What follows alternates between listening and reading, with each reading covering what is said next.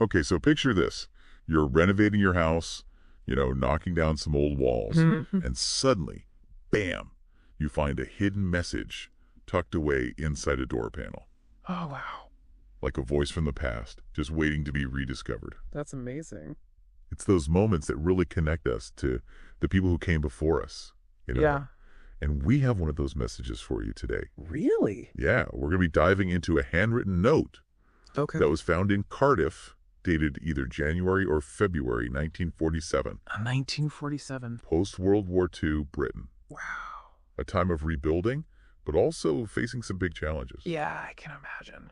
The note actually starts by talking about this harsh winter they called the Great Freeze-Up of 47. The Great Freeze Up. They had, get this, 6-hour daily power cuts. 6 hours. Can you imagine trying to get anything done with those kinds of outages? That's rough. Yeah, it makes you realize how important reliable energy is. Right. And how vulnerable we can be when those systems are disrupted. Mhm. It makes you think about some of the things we've seen recently, right? Like extreme weather events and geopolitical tensions. Oh, yeah, definitely. That kind of vulnerability is something we still grapple with today. And on top of that energy crisis, Mm. this note describes a world of, well, basically rationing and scarcity. Oh, wow. The writer mentions shortages of almost everything: food, coal, cigarettes, even building materials. Oh, it's interesting, isn't it, how rationing in post-war Britain wasn't just a policy, Right. it really became a way of life. Yeah. The war just depleted so many resources that the government had to put in place strict controls on, like the distribution of even the most basic goods. It's hard to imagine, isn't it? Yeah, people had to rely on coupons just to get those everyday necessities. Right. And I think there was always this underlying worry of like, will there even be enough? Yeah, It puts things into perspective, doesn't it, compared to what we have today? it really does. We take so much for granted. Absolutely. Now, one detail that stood out to me in the note was a price list the writer included. Oh, a price list. Okay. It mentioned things like linseed oil, gloss paint, and even cars, both new and used. Interesting. And the thing is, the price difference between the new and used cars was huge. Oh, wow. So like how much were we talking? A new 10-horsepower car cost around 400 pounds, Okay. but a used one, over 6,000 pounds. 6,000 pounds for a used car. Can you imagine paying 15 times the price for a used car? Wow, that's crazy. I mean, that disparity in price really shows you what the economic landscape was like back then, right? Yeah. You can see the limited manufacturing, the pent-up demand. Yeah. People were so desperate for goods that they were willing to pay these like outrageous prices for whatever was available. It's wild. Really puts things into perspective, doesn't it? For sure, it makes you think about how much we just take for granted the abundance we have today. Yeah, absolutely. Now, it's not all doom and gloom in the note. Okay. It also gives us these glimpses into, well, the social changes that were happening at the time. Oh, like what? It mentions talk of a 40-hour work week for the building trade.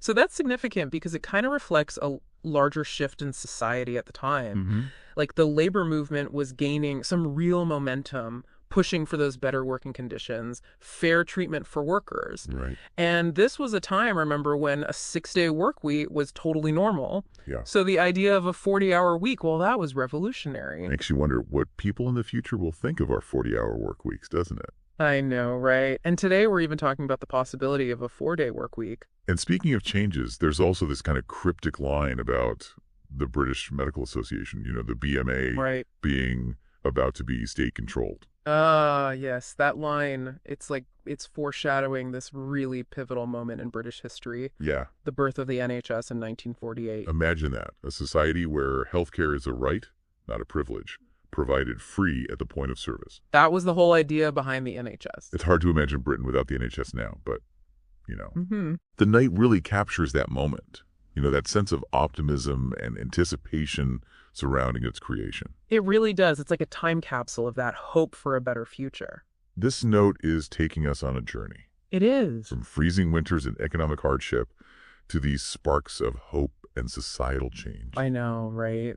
And I feel like we've only just scratched the surface. You're right. There's so much more to uncover. Yeah. Especially the personal side of it all. Who were these people?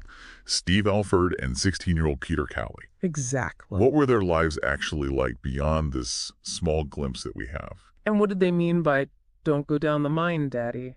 It's intriguing and kind of heartbreaking at the same time. Yeah, it really makes you think about the anxieties and realities that families were facing back then. It's like we're opening this window into their world. And the more we explore it, the Mhm. more we realize just how connected we are to those experiences. We'll definitely delve deeper into those connections when we return, but for now, let's just take a moment to, I don't know, appreciate the power of this message from the past. Hmm. It reminds us that history is more than just dates and events. Right. It's about the lives of real people, Yeah, their hopes, their struggles, their enduring spirit. absolutely. So let's get back to that phrase that just kind of sticks with you. Yeah. Don't go down the mine, Daddy. It's both intriguing and heartbreaking, isn't it? It really is. It makes you think about what life must have been like back then for those families. Yeah. You know, the ones whose livelihoods really depended on such a dangerous profession. It gives you chills. Absolutely. Just thinking about it, like the anxieties and realities that people are facing every day. It really underscores the dangers of coal mining, you know. Yeah. It was a harsh reality of life in 1947 Britain. Right. Mining accidents were tragically common back then. You could almost hear the plea for safety in those words, can't you? Yeah. Yeah, absolutely. And it's a reminder that, you know, behind all those historical events and statistics were real people. Right. Real people facing very real dangers. It makes you think about their lives, doesn't it? Yeah. Beyond Well, this note. right. And it highlights something we see in a lot of personal writings from that time. Mm-hmm. This kind of juxtaposition of hardship and hope. That keep calm and carry on spirit. Exactly. That even in the face of such adversity, there's this underlying belief that things will eventually get better. It's inspiring. And it brings us back to the authors of this message, you know, Steve Alford and young Peter Cowley. Yeah. We know so little about them, but their words resonate so strongly. It's like they're inviting us to imagine their lives. Yeah. Their hopes, their fears. It's like we're looking through this tiny window into their world. We see snippets, right? Snippets of hardship, humor, this longing for better days. And it makes you wonder, what would our messages be? Mm-hmm. You know, if we could leave something for future generations to find. What snapshot of our world would we want to preserve? Think about it. Our technological advancement. Right. Our struggles with climate change. Or maybe just something simple, like a message of hope and resilience. Yeah, I like that. It makes you think about what we leave behind, whether intentionally or not.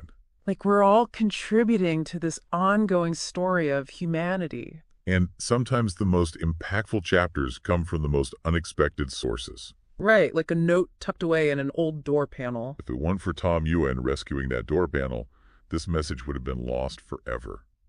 Gone. It shows how important it is to preserve our past, Absolutely. both the big stories and the everyday ones. Now, going back to those bigger narratives, we talked earlier about the line mentioning the British Medical Association, Yeah. the BMA, being about to be state-controlled. Right, which foreshadowed the creation of the NHS. Exactly, and it's such a huge part of British life today, you know? It's hard to imagine Britain without it. So in 1947, just imagine this, the idea of a nationalized healthcare system was completely radical.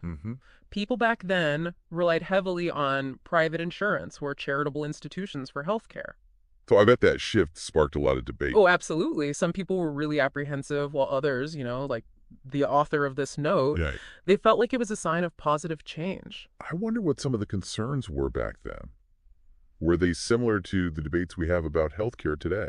It's a great question, and it highlights, you know, one of the key takeaways from this note. Yeah. The echoes of history in our present-day challenges.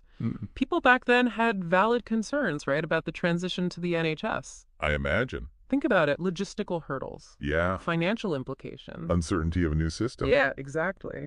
Well, it reminds us that progress isn't always a straight line. Right? Definitely not. There are bumps along the way. And even the most well-intentioned systems can face challenges. It's true, and, you know, the NHS is facing a lot of pressure these days. Like what kind of pressure? Well, you know, things like funding issues, Yeah. staff shortages, long waiting lists. Right. The list goes on, but what's really striking is the contrast between the optimism we see in this note Yeah. and the situation today. It's like they're witnessing the dawn of a new era. Right. And even though the NHS faces challenges today, you can't help but admire those core ideals behind its creation. Absolutely. The principle of universal health care, you know, accessible to all. It's powerful. Very powerful. And this note isn't just about healthcare, right? No. It's also about the social and economic realities of post-war Britain.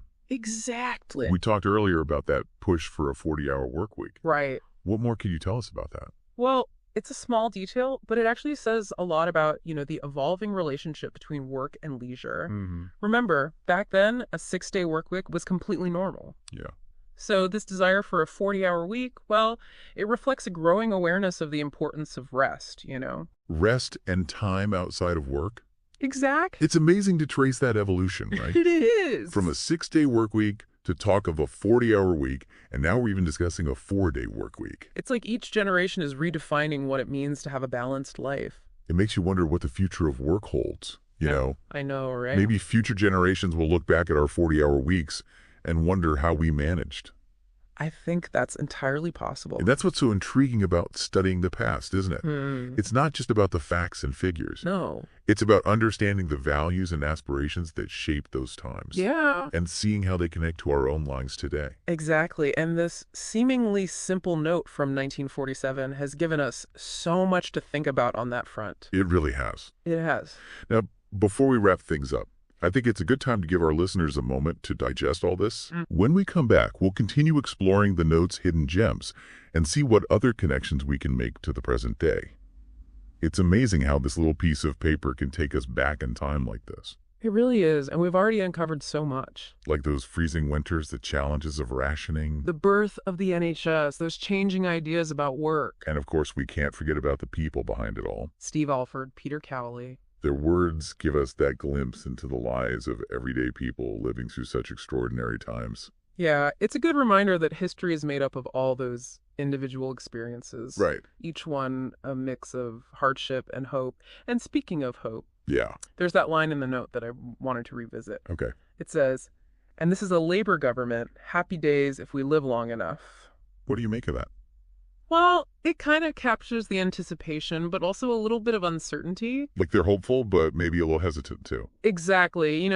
The Labor Party had just won a landslide victory in 1945. Yeah. They were promising all these social reforms, but there was definitely a wait-and-see attitude. Like, will those promises actually lead to real change for ordinary people? Right. It's a familiar feeling, isn't it? Even today. Oh, absolutely. Even when there's a big shift, there's always that we'll believe it when we see it feeling. Exactly. And it reminds us that progress, well, it isn't always immediate. It's definitely not a straight line. There are setbacks, compromises, unforeseen challenges along the way. Like with the NHS, we talked about those anxieties people had about dangerous professions. Right. That line, don't go down the mine, Daddy. It's powerful. It really highlights a central theme that runs through this note. Which is, Resilience. despite all the hardships, they still believe things will get better. And maybe that bit of humor at the end. There's plenty of coal in the fridge. Yeah. That was their way of coping, finding some light in the darkness. It's a good reminder that even in the toughest times, humor and connection can be a source of strength.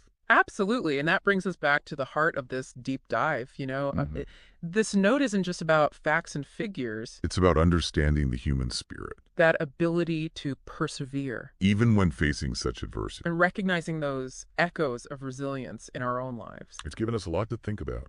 From those post-war realities to the themes that connect us across generations. It really has. And as we wrap up, I want to leave you with one last thought. Okay. Imagine you could leave a message for someone in the future. Okay. What would you say? What would you want to preserve from your world?